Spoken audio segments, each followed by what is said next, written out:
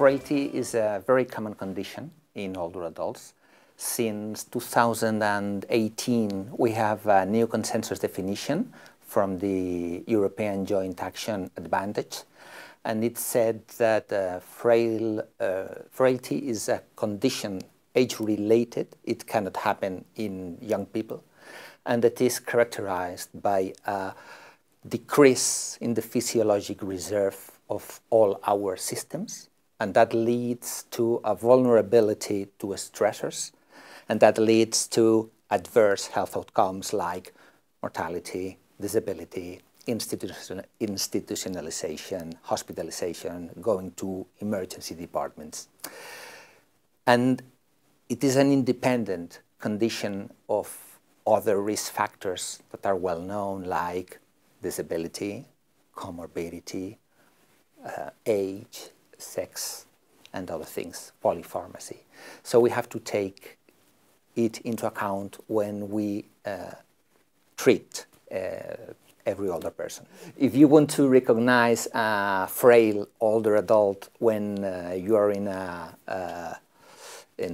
you're visiting an older patient in primary care, or you're a specialist and a nutritionist, an endocrinologist, or an internal medicine specialist, you have some tests, some easy tests you can take to make like a screening for those patients.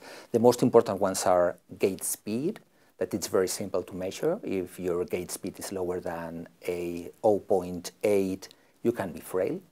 You can also conduct an SPPB, the short physical performance battery, that is a more elaborated test. And then when it is under 9, you can be frail. And the other one is a time it up and go test, that it's also very simple to do. You have to walk to get up from a chair. You have to walk 3 meters and return. And if it takes you more than 20 seconds, you can be also frail. And if you want to diagnose frailty, you need to apply some criteria that are well defined. Probably the most used ones are those that were published by Linda Fried in 2001.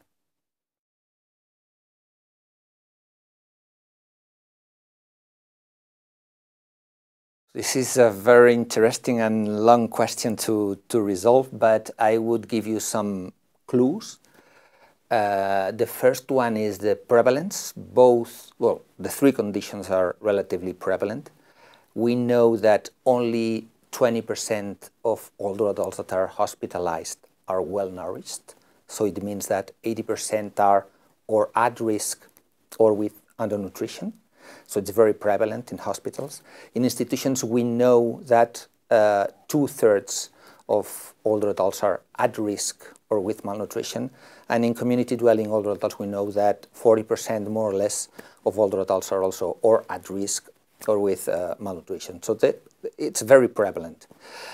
Same happens with frailty. We know from pooled data from Advantage, from the joint action of the European Union, that the pooled prevalence of frailty in community dwelling older adults is about 12%. But when we move to prevalences of the population, of the whole population, including hospitals, institutions, the prevalence can reach 18%, so it's very high. And talking about sarcopenia, with the last criteria, more or less about 10% of older adults have sarcopenia. And when we move to older ages, like 80 years old, these prevalences are higher and can reach up to 1/3 of older adults. So these are prevalent conditions. And also the relevance is that they are all of them associated with health outcomes, like mortality, disability, hospitalization, institutionalization, all of them, and independently, although they are closely related, but each one of these 3 conditions produces these adverse events. So I think we must take care of them in every old patient we take care of, and we have to screen participants and all people of frailty, sarcopenia, and undernutrition, the 3 conditions.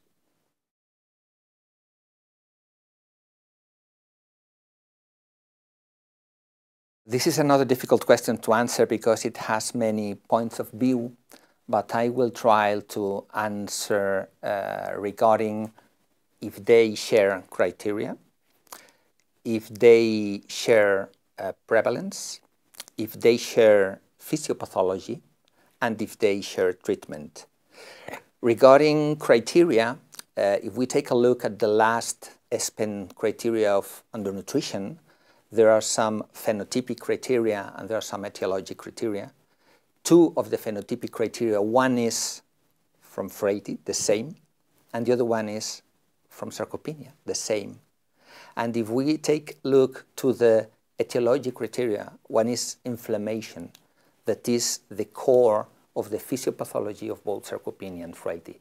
So from a criteria point of view, yes, they are related.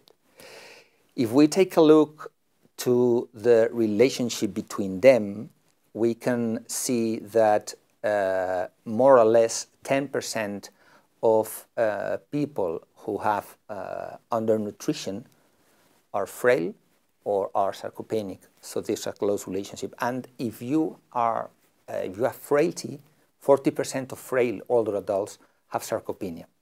So not all of them are the same, but they are closely related.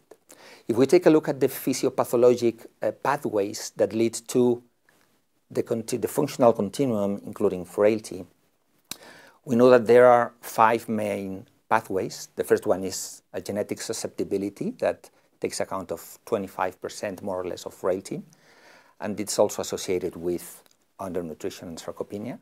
We have also some epigenetic changes that makes an accelerated aging and that can lead to both sarcopenia and frailty. We have undernutrition, very important, that is also in the physiopathological way of frailty and sarcopenia because it has to do with hormones, with taste, smell, palatability, anorexia of aging, increase of cytokines, many factors related. Also, sarcopenia is another pathway that leads to frailty. And the last one that probably is the most important is the low-grade chronic inflammation that appears in all these patients, and that is a common pathway, a common link between all of them. And probably it could be the main one. So if we had to try to go against frailty and sarcopenia, we should need to go against low-grade chronic inflammation or inflammaging, what is called.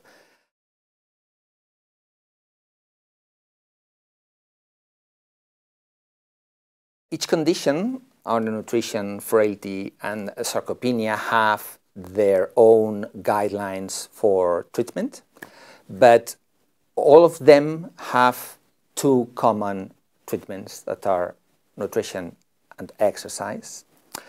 And there are also some other things you can do, like a good geriatric assessment in order to know not only if the patient is frail, sarcopenic, or malnourished, but also to know which are the factors that can be beyond these conditions. And also you need to assess polypharmacy, because there are some older adults that all the drugs are well prescribed, but others not. You can use some tools like the stop-start or the Beers criteria to adapt exactly the drugs you need to use in each population. And it has been demonstrated that using these rules, you can improve both nutrition, sarcopenia, and frailty. And of course, the most important are exercise and nutrition, that always must go together because they do a synergistic effect, improving all the conditions.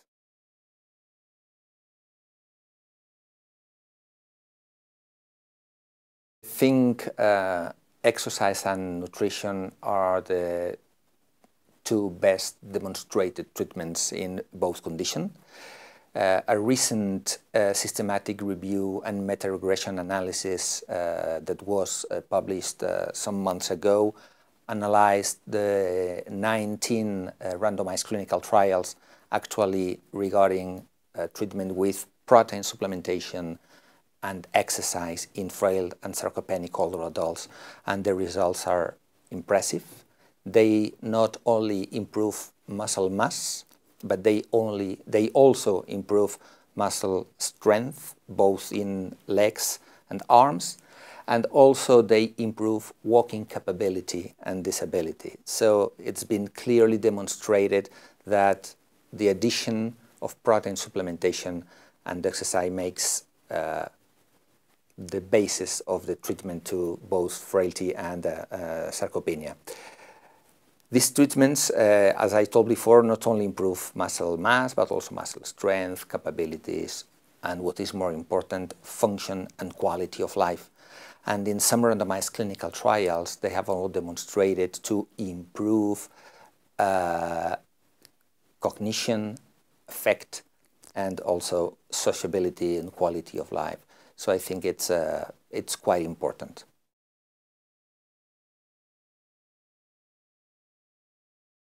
I think that with the knowledge we have actually, it's not ethical not to screen for frailty, sarcopenia, and undernutrition in older adults.